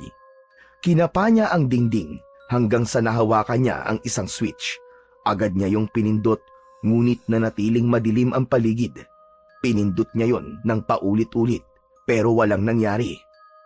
Walang hiya ka, buhawi! Talagang pinatay mo pa ang main switch! Napapikit si Andrew sandali at kinalma niya ang kanyang sarili. Wala na siyang nagawa kundi ang sanayin ang sarili sa dilim at gamitin ang kanyang pandama upang mabuhay. Tahimik siyang nagpatuloy sa paglalakad sa pasilyo. Habang naglalakad siya, ay napahinto siya nang marinig niya ang mabibigat na yabag sa kanyang unahan. Ang yabag ay mabilis na palapit sa kanyang kinatatayuan. Agad na itinutok ni Andrew ang shotgun sa unahan at nagpakawala siya ng isang putok. Sandaling nagkaroon ng konti at mabilis na liwanag nang kalabitin niya ang gatilyo at sandali niyang nakita si Mang Buhawi na pasugod sa kanya. Bago pa man makakilos si Andrew, ay naramdaman niya ang matatalas na kuko ni Mang Buhawi na bumaon sa balikat niya. Napasigaw siya nang dahil sa sakit. Hayop ka! Bitiwan mo ako! Papatayin kita! Hindi niyo ako mapapatay. Wala kayong laban sa akin kahit hindi ako nakakakita. Ngayon, anong pakiramdam na wala rin kayong makita kagaya ko? Nagpumigla si Andrew at pilit na itinulak si Mang Buhawi gamit ang natitira niyang lakas, hanggang sa nagawa niyang makawala kay Mang Buhawi. Mabilis siyang tumayo at hindi na muna niya ininda ang kanyang mga sugat. Tumakbo siya habang pakapaka pa sa dingding. Nang may nakapa na pinto si Andrew, ay agad niya yung binuksan at mabilis na isinarado. Naghanap siya ng mapagtataguan at sa wakas, may nakapa siya na isang kabinet. Binuksan niya yon at mabilis na pumasok sa loob. Maingat na isinarado niya ang pinto ng kabinet. Napangiwi si Andrew nang maramdaman ang sakit mula sa sugat niya sa magkabilaan niyang balikat. Ngunit wala siyang nagawa kundi pigilan ang sarili na gumawa ng kahit na anong ingay. Hindi ako pwedeng mamatay dito. Kailangan maunahan ko ang Mang Buhawi na yon. Halos hindi na makahinga ng maayos si Andrew sa loob ng masikip na kabinet. Ang bawat kaluskos mula sa labas ng kabinet ay nagdudulot sa kanya ng matinding kaba. Makalipas lang ang ilang sandali, narinig ni Andrew ang mahinang pagbukas ng pinto sa kwartong kinaroroonan niya. Napalunok siya, ngunit pilit niyang nilalabanan ang takot hanggang sa narinig niya ang mabigat na yabag na papalapit sa kabinet kung saan siya nakatago. Huminto ang yabag sa harap mismo ng kabinet. Biglang bumukas ang pinto ng kabinet.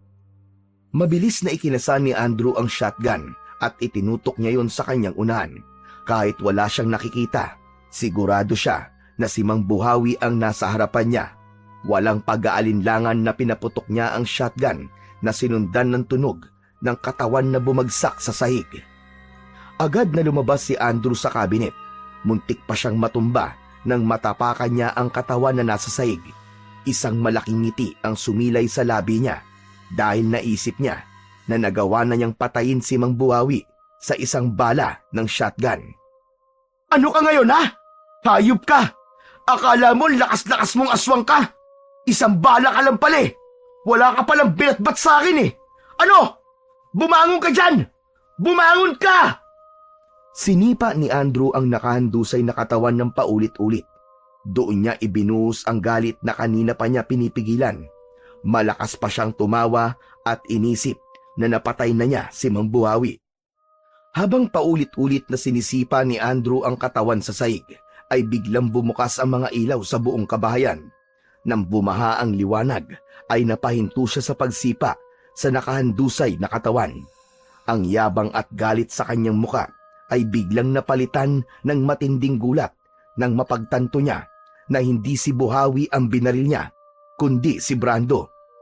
May tama ng baril sa dibdib si Brando at halos maligo na ito sa sarili nitong dugo. Hindi na yun gumagalaw at sa tingin niya ay patay na ang kawawang si Brando. Agad niyang ibinaba ang shotgun at lumuhod sa tabi ni Brando. Hinawakan niya ito sa balikat at malakas na niyugyug.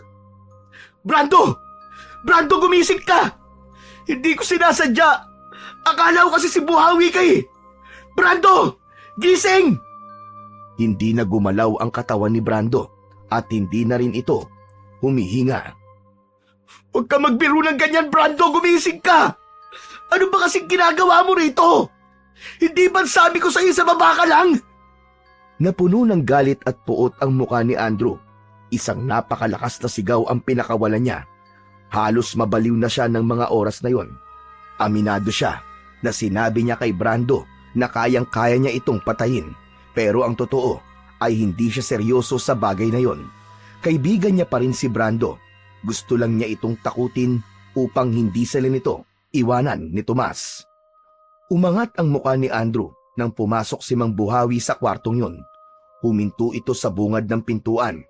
Nasaan yung aswang pa rin si Mang Buhawi? Tumawa ito ng malakas na parang nanunuya sa nangyari. Ano, Andrew? Mag-isa ka na lang ngayon. Nasaan na ang yabang at tapang mo? Dinampot ni Andrew ang shotgun. Mabilis siyang tumayo at itinutok niya ang shotgun kay Mang Buhawi. Magbabayad ka, demonyo ka! Papatayin kita para kay Brando at Tomas! Pinatay mo sila! Aminado ko na ako ang pumatay kay Tomas. Pero kay Brando, ikaw ang pumatay sa kanya, hunghang. Huwag mong lukuhin ang sarili mo. Hindi, ikaw pa rin ang pumatay kay Brando. Ikaw ang gumawa ng paraan para mapatay ko siya. Kahit anong sabihin mo, ikaw pa rin ang pumatay sa kaibigan mo. Pero anong pakiramdam na ikaw mismo ang pumatay sa kaibigan mo? Dahil sa labis na galit, ay hindi na napigilan ni Andrew ang sarili. Ikinasa niya ang shotgun at pinaputukan si Buhawi.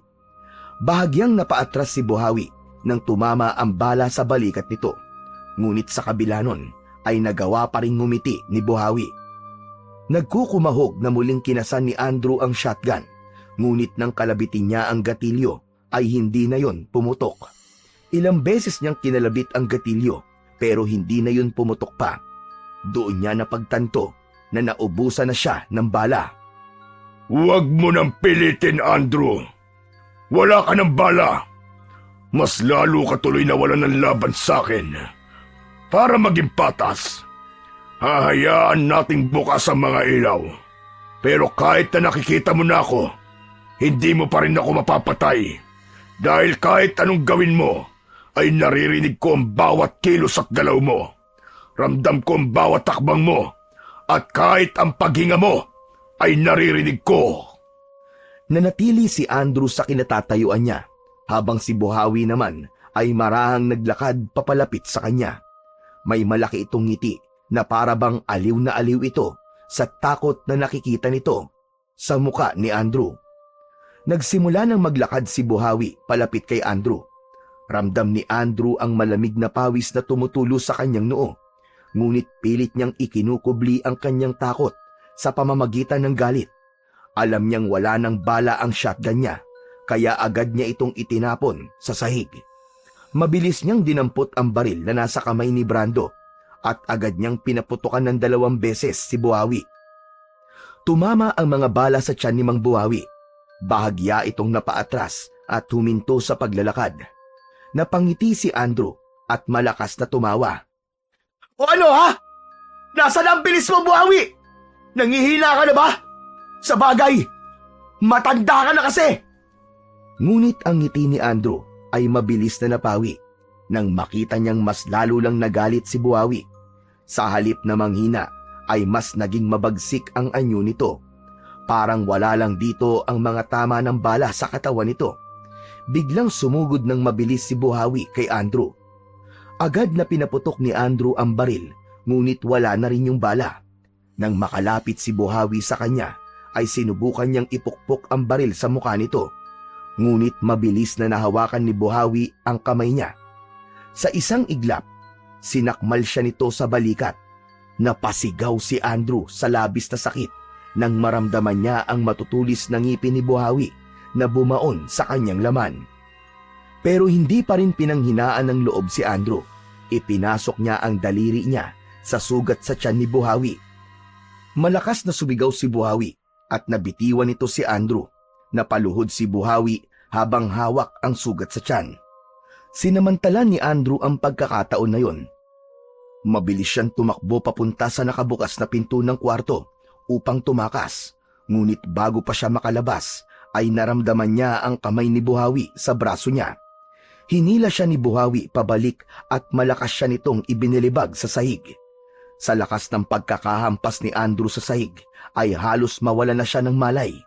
Pinilit niyang tumayo, ngunit hindi niya na magawa. Lumapit si Buhawi kay Andrew at huminto ito sa tabi niya. Patayin mo na ako! Yun naman ang gusto mo, di ba? Gawin mo na! Patayin mo na ako! Hindi pa kita papatayin, Andrew. Paglalaruan at pahihirapan mo na kita. Sa kabila ng sitwasyon ni Andrew, ay hindi pa rin siya pinanghinaan ng loob. Iginala niya ang mata niya sa paligid upang maghanap ng bagay na maaari niyang gamitin upang labanan si Buhawi. Napansin niya ang isang nakabukas na lampshade malapit sa kanya. Inipon ni Andrew ang natitira niyang lakas at tumayo siya. Inalis niya ang takip ng lampshade at binasag niya sa dingding ang bombilya nun. Buong lakas niyang itinarak ang dulo ng lampshade sa sugat ni Buhawi sa tiyan. Nangisay si Buhawi nang dumaloy sa buong katawan nito ang kuryente. Ilang sandali pa ay bumagsak si Buhawi sa sahig at nawalan ito ng malay. Halos hindi makapaniwala si Andrew na nagawa niyang mapabagsak si Buhawi sa pangalawang pagkakataon. Hindi na siya nag-aksaya ng oras. Agad siyang naghanap ng maaari niyang magamit upang itali si Buhawi. Sa isa sa mga drawer ay nakakita siya ng makapal na lubid. Agad niyang ginamit ang lubid upang itali ng mahigpit ang buong katawan ni Buhawi. Tinalian niya ang mga kamay, paa at maging ang leeg nito. Matapos yon, ay naisipan ni Andrew na umalis na, ngunit naalala niya na nung sinubukan ni Brando na buksan ang main door, ay hindi nito yon nabuksan. Naisip niya na merong susi para doon. Nagmamadaling lumabas ng kwartong yon si Andrew at inisa-isa niya ang mga kwarto sa second floor. Nang makarating siya sa isang kwarto na halatang silid-tulugan ni Buhawi, ay agad niyang napansin ang isang susi na nakapatong sa ibabaw ng isang drawer. Kinuha niya yon at nagdasal siya na sana ay yun na ang susi sa main door. Pero nang palabas na siya sa silid na yon, ay bigla siyang huminto. Isang ideya ang sumagi sa isip niya na baka may iba pang bagay na mahalaga sa kwarto ni Buhawi na maaari niyang mapakinabangan. Sinimulan niyang buksan ang iba pang mga drawer. Napangiti ng malaki si Andrew. Nang isa sa mga drawer ay nakita niya ang maraming bungkus ng pera at mga alahas. Kumuha siya ng punda ng unan at doon niya inilagay ang mga pera at alahas. Matapos yun, ay lumabas na siya ng silid na yon. Dala ang punda ng unan at ang susi. Pero nang naglalakad na siya pababa ng hagdan, ay natigilan siya nang may narinig siyang mahihinang pagkatok mula sa main door sa ibaba. Mabilis siyang bumaba at inilapag ang punda sa sopa. Huminga siya ng malalim. Inayos niya ang kanyang buhok at damit bago niya ginamit ang susi para buksan ang pinto. Sa pagbukas ni Andrew ng pinto, ay tumambad sa kanya ang isang matandang babae. "Sino po kayo? Ano pong kailangan nyo?" Ako si Charito. Abay, kapitbahay ako ni Buhawi. Diyan lamang ako nakatira sa bahay sa tapat. Natigilan si Andrew. Bigla siyang kinabahan. Ang buong akala niya kasi ay makakaalis na siya sa bahay na yon, ngunit mukhang meron pang magiging balakid sa pagtakas niya. At ikaw, abay sino ka naman? Nasaan si Buhawi? Pamangkin ako ni Tito Buhawi. Anak ako ng panganay niyang kapatid. Narito ako para bisitahin siya. Alam niyo na, matanda na po si Tito tapos bulag pa. Nasa kwarto po siya. Natutulog na. Ano po bang kailangan niyo? Sa akin niyo na lang po sabihin at ako na po magsasabi sa kanya kapag nagising na siya. Mangyaring may narinig kasi akong ingay mula rito. May nangyayari ba? Yun po ba? Naku, pasensya na po. May inaayos lang po ako dito sa bahay ni Tito Buhawi. Pasensya na po kung maingay. Ay, ganun ba? Akala ko kasi ay kung ano na. Opo. Sige po. Itutuloy ko na po yung ginagawa ko. Pasensya na po ulit. Ngumiti si Charito ng matipid. Tumalikod na ito, ngunit hindi pa man nakakalayo si Charito, ay bigla itong huminto. Humarap itong muli kay Andrew. Bakit po? Alam kong nagsisinungaling ka. Ano po ba sinasabi nyo? Alam ko na walang kapatid si Buhawi. Wala siyang pamilya. Wala siyang pamangkin. Napaatras si Andrew. Pilit niyang inisip ang susunod niyang sasabihin. Ngunit bago pa siya makapagsalita, ay biglang nagbago ang anyo ni Charito. Sa isang iglap, ang matanda ay naging isang aswang na may mapupula at nanlilisik na mga mata. Ang matutulis itong mga ngipin ay lumitaw sa nakangisi nitong bibig. Tumigil ang mundo ni Andrew nang biglang tumakbo ng mabilis ang matandang babae palapit sa kanya. Sinunggaban siya nito at natumba sila sa sahig. Sa labis na pagkabigla niya ay hindi agad siya nakapag-isip kung ano ang gagawin niya. Hindi niya inasahan na maging ang matandang babae na kapitbahay ni Buhawi ay isa rin palang aswang. Sinakmal ni Charito ang leeg ni Andrew habang ang matutulis itong mga kuko ay nakabaon sa magkabilaan niyang balikat. Hindi na nagawang makasigaw ni Andrew nang paulit-ulit siyang sinakmal ni Charito sa leeg. Unti-unting nakaramdam ng panghihina si Andrew habang mabilis siyang nauubusan ng dugo. Hanggang sa nanlabo na ang paningin niya at hindi niya na nararamdaman ang pag-atake ng aswang sa kanya. Kasabay ng pagpikit ng mga mata niya ay ang paghinto ng kanyang paghinga. Makalipas ang ilang sandali ay nagkamalay na muli si Buhawi. Unti-unti siyang bumalik sa pagiging tao habang nakatali pa rin ang buong katawan niya. Maya-maya pa ay narinig niya ang mga yabag na papalapit sa kanya. Agad niyang naamoy ang pabango ni Charito, kaya kahit paano ay nakahinga na siya ng maluwag. Huminto si Charito sa tabi niya at agad nitong sinimulan na alisin ang pagkakatali sa kanya. Charito, ikaw ba yan? Ako nga, Buhawi. Ano ba itong nangyari sa'yo? Pinasok ako ng mga magdanakaw. Nang tuluyan na siyang mapakawalan ni Charito, ay umupo siya sa sahig. Nasaan na sila, Charito? Nasaan na ang mga magdanakaw na pumasok sa bahay ko? Wala na sila. Ako na ang tumapos doon sa isang magnanakaw. Nagpanggap ba namang pamangkin mo? Akala niya siguro ay maniniwala ako sa kanya. Hindi niya alam na alam ko na wala kang kapatid, kaya imposibleng magkaroon ka ng pamangkin. Talagang sinubukan pa niya magpanggap. Desperado. Mabuti at pinuntahan mo ako rito. Mangyaring narinig ko kasi ang ingay sa bahay mo, kaya agad akong pumunta rito. Kinakatok kong pinto at yung isang magnanakaw ang nagbukas. Nanlaban. Kaya ginawa ko ang dapat kong gawin. Abay, hindi niya nalalaman na nung kabataan ko ay magaling ako sa taekwondo. Salamat, Charito. Kung hindi ka dumating, ay baka nakatakas na yung magnanakaw at hindi na ako makawala rito. Ay wala yon.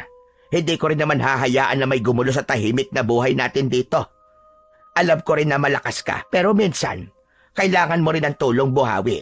Sino pa ba magtutulungan? Di tayo dalawa magkapit bahay lang. Tahimik na tumango si Buhawi. Sa kabila ng lahat, alam niyang ang gabing yun ay isang paalala na kahit gaano pa siya kalakas, ay hindi siya palaging ligtas mula sa mga panganib ng mundo. Nang sandaling yon ay napagdesisyonan ni Buhawi at Charito na itago ang bangkay ng mga magnanakaw. Sinabi ni Buhawi kay Charito na maaari nilang ilibing ang mga magnanakaw sa basement niya. Nagtungo sila roon, dala ang piko at pala. Gamit ang piko ay sinira ni Buhawi ang sementong sahig ng basement at saka siya naghukay ng malalim. Isa-isa nilang inihulog sa hukay ang katawan ng 3 magnanakaw at tinabunan yon ng lupa. Ay, sa wakas, tapos na rin. Sementuhin na lang natin ito sa ibang araw. Charito, mangako ka sa akin na dadalhin natin ang sikreto na to hanggang sa huling hininga natin. Nangangako ako, Buhawi. Walang makakaalam ng nangyari dito sa bahay mo. Dadalhin ko ito sa hukay. Pinapangako ko yan sa'yo. Itaga mo sa bato. Maraming salamat, Charito. Napakalaki na ng utang na loob ko sa'yo. Matapos yon ay umalis na ang dalawa sa basement. Pinagtulungan nilang linisin ang buong bahay ni Buhawi. Hindi sila nag-iwan ng bakas ng nangyaring kaguluhan doon. Makalipas ang ilang araw, unti-unting bumalik sa normal ang buhay ni Buhawi. Mas naging madalas ang pagdalaw ni Charito sa kanyang bahay at natutunan niyang tanggapin ang presensya ng kapitbahay niya sa kanyang pamamahay. Ngunit nanatili pa rin sa isipan ni Buhawi ang tanong na paano napatay ni Charito si Andrew, pero hindi niya na tinanong pa si Charito tungkol sa bagay na yon dahil naniniwala siya na may mga bagay na mas mabuting hindi niya nalalaman. Isang umaga, dumating si Elizabeth sa bahay ni Buhawi upang maglinis. Agad na naramdaman ni Buhawi ang lungkot sa presensya ni Elizabeth. Sinabi ni Elizabeth na nawawala ang anak nitong si Brando kasama ang 2 nitong kaibigan. Ayon kay Elizabeth, malakas ang kutob na naglayas ang 3. Hindi na sumagot si Buhawi at nanatiling tahimik habang nakikinig kay Elizabeth.